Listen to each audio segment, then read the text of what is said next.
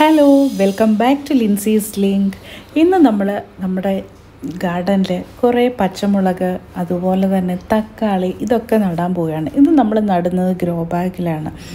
Grow ബാഗിൽ നടുമ്പോൾ ശ്രദ്ധിക്കേണ്ട കുറച്ച് കാര്യങ്ങളും അതെങ്ങനെയാണ് ഫില്ല് ചെയ്യുന്നതെന്നും ഒക്കെയാണ് ഇന്നത്തെ വീഡിയോയിൽ. നമ്മൾ പലപ്പോഴും ചെയ്യാറുള്ളൊരു മിസ്റ്റേക്ക് എന്ന് പറഞ്ഞാൽ പലരും ഗ്രോ ബാഗ് നിറയ്ക്കുമ്പോൾ ജസ്റ്റ് മണ്ണ് മാത്രമായിട്ട് നിറയ്ക്കും. അപ്പോഴുള്ള ഒരു കുഴപ്പമെന്ന് പറഞ്ഞാൽ പ്രത്യേകിച്ച് ഈ ഗ്രോ ബാഗ്സൊക്കെ ഇത് പ്ലാസ്റ്റിക് അല്ലേ, അന്നേരം അത് മണ്ണ് ഉറഞ്ഞു കഴിഞ്ഞാൽ നമ്മൾ പിന്നെ ഒരു സ്ഥലത്തുനിന്ന് എടുത്ത് മറ്റിടത്തേക്ക് വെക്കുമ്പോൾ അടിവശം കീറിയൊക്കെ പോകും.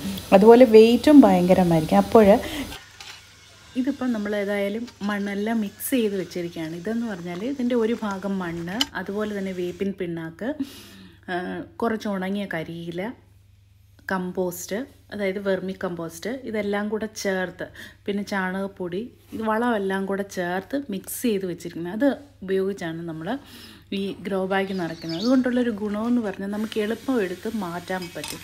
കുറച്ച് മാത്രമേ ഇതിൻ്റെ അകത്ത് മണ്ണുള്ളൂ. കൂടുതലും നമ്മൾ ചേർത്തേക്കുന്നത് ഒരു പകുതിയോളം മണ്ണ് കാണും, പകുതി മണ്ണ്, അതുപോലെ തന്നെ കുറച്ച് കരിയില, ഉണങ്ങിയ കരിയില വേണേൽ കരിയില, അതുപോലെ തന്നെ cocopeat, Neem cake, vermi compost, ഇതും കൂടെ എല്ലാം കൂടെ ചേർത്താണ് ഈ ഗ്രോ ബാഗ് പ്രിപ്പയർ ചെയ്തിരിക്കുന്നത്. മണലുണ്ടെങ്കിൽ മണൽ കൂടെ ചേർക്കാം, അത് വളരെ നല്ലതാണ്. കാരണം വേരോടാൻ നല്ലപോലെ സഹായിക്കുന്നതാണ് മണൽ. ഇപ്പോൾ ഇതിൽ നമ്മൾ ഞാൻ പറഞ്ഞ പോലെ നീം കേക്ക് ചേർത്തിട്ടുണ്ട്, വെർമി കമ്പോസ്റ്റ് ഉണ്ട്, അതേപോലെ തന്നെ കൊക്കോപീറ്റ്, ഇതെല്ലാം കൂടെ ചേർന്നാണ് വളരെ ഒട്ടും വെയിറ്റ് ഇല്ലാത്ത നല്ല വെയിറ്റ് കുറഞ്ഞ ഒരു പോട്ടിംഗ് മിക്സാണ് ഇവിടെ നമ്മൾ പ്രിപ്പയർ ചെയ്തിരിക്കുന്നത്. കൊക്കോപീറ്റൊക്കെ ഉള്ളത് കൊണ്ട് തന്നെ ചെടികൾക്ക് നല്ല വേഗത്തിൽ വേരോടാൻ നല്ലപോലെ സഹായിക്കും. ചെടികൾ വളമെല്ലാം ചേർത്ത് നട്ടേക്കുന്നതുകൊണ്ട് തന്നെ പെട്ടെന്ന് വളർന്ന് നല്ലപോലെ കായ് പിടിക്കുകയും ചെയ്യും. അപ്പോൾ ഇവിടെ നമ്മൾ എടുത്തേക്കുന്ന ചെടികൾ, ഞാനിവിടെ എടുത്തേക്കുന്നത് ക്യാബേജിൻ്റെ തൈകളുണ്ട്, ബ്രൊക്കോളിയുടെ തൈയുണ്ട്, അതുപോലെ തന്നെ കോളിഫ്ലവറിൻ്റെ തൈയുണ്ട്, പച്ചമുളകുണ്ട്, തക്കാളിയുണ്ട്. ഈ പച്ചക്കറികളാണ് ഇപ്പം നമ്മൾ പ്രത്യേകിച്ച് നടാൻ പോകുന്നത്. അപ്പോൾ ഞാൻ പറഞ്ഞ മണ്ണ് പോട്ടിംഗ് മിക്സ് എല്ലാം ഗ്രോ ബാഗിലേക്ക് നിറച്ച് കൊടുത്തിട്ടുണ്ട്. ഇത് ഈസി ആയിട്ട് നടാൻ വേണ്ടിയിട്ട് ഇതുപോലെ നമ്മൾ ഒരു ചട്ടിക്കകത്ത് ഞാൻ 2 ക്യാബേജ് അല്ലെങ്കിൽ 2 കോളിഫ്ലവർ, 2 ബ്രൊക്കോളി എന്ന രീതിയിലാണ് നടാൻ പോകുന്നത്. ഒറ്റ ഒരെണ്ണമായിട്ട് നടുന്നതായിരിക്കും, കാരണം അതിൻ്റെ ഇലയൊക്കെ നല്ല വലിപ്പത്തിൽ വരുമ്പോൾ വളർന്നു വരാൻ ഏറ്റവും നല്ലത് കേട്ടോ. പക്ഷേ ഇപ്പം ഞാനിവിടെ ഗ്രോ ബാഗിൻ്റെ എണ്ണം ഒന്ന് കുറയ്ക്കാൻ വേണ്ടിയിട്ട് ഇത് ഒരു ഗ്രോ ബാഗിൽ 2 എണ്ണമായിട്ട് നട്ടു വെക്കുക. ഏതായാലും ഇത് കിളിച്ച് വരും, നമുക്ക് നോക്കാം. ഓക്കെ, അപ്പോൾ ഇങ്ങനെയാണ് നട്ടു വെക്കുന്നത്. നമ്മളിതിൻ്റെ സീഡ്സ് ഇടുമ്പോൾ സീഡ് ട്രേ കിട്ടുമല്ലോ, സീഡ് ട്രേയിൽ ഇതേപോലെ വെറും കൊക്കോപീറ്റ് മാത്രമായാലും മതി.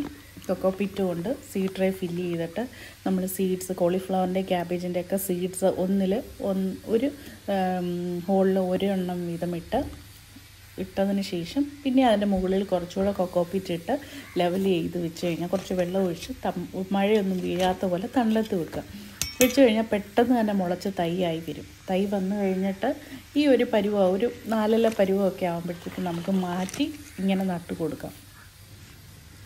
ഒത്തിരി നല്ലതാണിത്, കണ്ടോ. ഇതിപ്പോൾ നല്ലപോലെ വേര് പിടിച്ച തൈയാണിത്, കണ്ടോ. ഇതിലേക്ക് ഇറക്കി വെച്ച് മണ്ണ് നല്ലപോലെ വെച്ച് നല്ല പ്രസ് ചെയ്ത് കൊടുക്കണം, ഉണങ്ങിപ്പോകാതെ. ഇതിപ്പോൾ ഈ ഒരു സ്റ്റേജിൽ നമ്മൾ നട്ടതിന് ശേഷം ഒത്തിരി വെയിലത്ത് കൊണ്ട് വെക്കരുത്, കുറച്ച് തണലത്തൊക്കെ വെക്കുക. മഴവെള്ളം ഒത്തിരി വീഴരുത്. മഴവെള്ളം ഒത്തിരി വീണ് കഴിഞ്ഞാലും ഇത് നല്ലപോലെ ആയി വരത്തില്ല. അപ്പോൾ ആദ്യത്തെ ഒരു കുറച്ച് നാൾ നമ്മളൊന്ന് ശ്രദ്ധിച്ചു കഴിഞ്ഞാൽ ഈ ചെടിയൊന്ന് പിടിച്ച് കിട്ടിക്കഴിഞ്ഞാൽ പിന്നെ കുഴപ്പമില്ല. ഇപ്പം ഈ ഒരു രീതിയിലാണ് ഞാൻ നട്ടു വെച്ചിരിക്കുന്നത്. നിങ്ങൾ ഏത് രീതിയിലാണ് നടുന്നതെന്ന് എനിക്കത്, പക്ഷേ ഇങ്ങനെ ചെയ്യുകയാണെങ്കിൽ നമുക്ക് നല്ലതായിട്ടോ. നമുക്കിപ്പം ചെടികളെ ഇഷ്ടമുള്ളവർ അല്ലെങ്കിൽ പച്ചക്കറികളെ ഇഷ്ടമുള്ളവർ ഒരു ദിവസം നമ്മൾ ഒരിടത്ത് വെക്കും, മാറ്റി അങ്ങോട്ടും ഇങ്ങോട്ടും ഒക്കെ വെക്കാനും. ഇതുപോലുള്ള വെയ്റ്റ്ലെസ് ആയിട്ടുള്ള പോട്ടിംഗ് മിക്സും, അതുപോലെ ഇതിന് മറ്റൊരു പ്രത്യേകത എന്ന് പറഞ്ഞാൽ നല്ല ന്യൂട്രിയൻസ് ഉണ്ട്. വേപ്പിൻ പിണ്ണാക്കുണ്ട്, അതുപോലെ തന്നെ ഞാൻ ചാണകപ്പൊടി ഇട്ടിട്ടുണ്ട്, വെർമി കമ്പോസ്റ്റ് ഉണ്ട്. ഇതൊക്കെ ഉള്ളത് കൊണ്ട് തന്നെ ഒത്തിരി നല്ലതാണ്. തക്കാളിയുടെ തൈ ഉണ്ടോ, നല്ലപോലെ വേര് പിടി. തക്കാളി നമ്മൾ നടുമ്പോൾ നല്ല ഡീപ്പായിട്ട് അതിൻ്റെ കുറച്ച് സ്റ്റെമ്മും കൂടെ താഴോട്ട് പോകത്തക്ക രീതിയിൽ വെച്ച് കൊടുക്കുകയാണെങ്കിൽ അതിന് നല്ലപോലെ വേര് വന്ന് നല്ല രീതിയിൽ കിളിച്ചിട്ടും കേട്ടോ.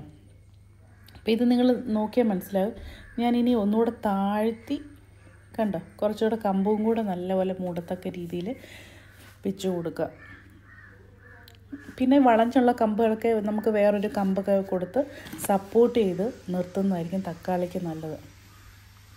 കണ്ടോ, നല്ലപോലെ കുത്തി ഇറക്കി വേണം നമ്മൾ തക്കാളി നട്ടു വെക്കാൻ വേണ്ടിയിട്ട്.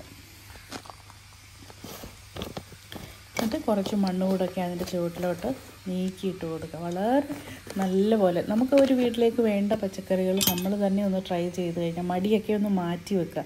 മടിയുള്ളവർ പറയുക, സ്വയം നമ്മൾ പറയുക, മടിയൊക്കെ കുറച്ച് നേരം മാറിയിരിക്കുക, നമ്മൾ മുമ്പോട്ട് തന്നെ പോവുക കേട്ടോ. ഇങ്ങനെ കൃഷിയിൽ നല്ലപോലെ നമ്മളിതൊക്കെ ചെയ്യുമ്പോൾ നമ്മുടെ ഒരുപാട് കാര്യം ഒത്തിരി നല്ലതാണ്. നമ്മുടെ പേഴ്സണാലിറ്റി ഒന്ന് ചേഞ്ച് ആവും, ഹാപ്പിനെസ് കിട്ടും, സ്ട്രെസ്സ് മാറും. പിന്നെ ഒരു കാര്യത്തിൽ നമ്മൾ ഇൻവോൾവ് ആകുമ്പോൾ ഒത്തിരി നല്ലതാണ് കേട്ടോ. എല്ലാവരും വീട്ടിലിരിക്കുന്നവരൊക്കെ മാക്സിമം ഇങ്ങനെയൊക്കെ ചെയ്യുക, കുറച്ച് സമയം കണ്ടെത്തുക. സാറ്റർഡേയോ സൺഡേയോ എപ്പോഴാണോ സമയം കിട്ടുന്നത് ഇങ്ങനെ ചെയ്ത് കഴിഞ്ഞാൽ നമുക്ക് ഒത്തിരി നല്ലതാണ്. അപ്പോൾ ഈ വീഡിയോ ഇഷ്ടപ്പെട്ട് കാണുമെന്ന് പ്രതീക്ഷിക്കുന്നു. അപ്പം നമുക്ക് വേറൊരു വീഡിയോയുമായി വീണ്ടും കാണാം. Till then take care friends. Bye bye. See you next video.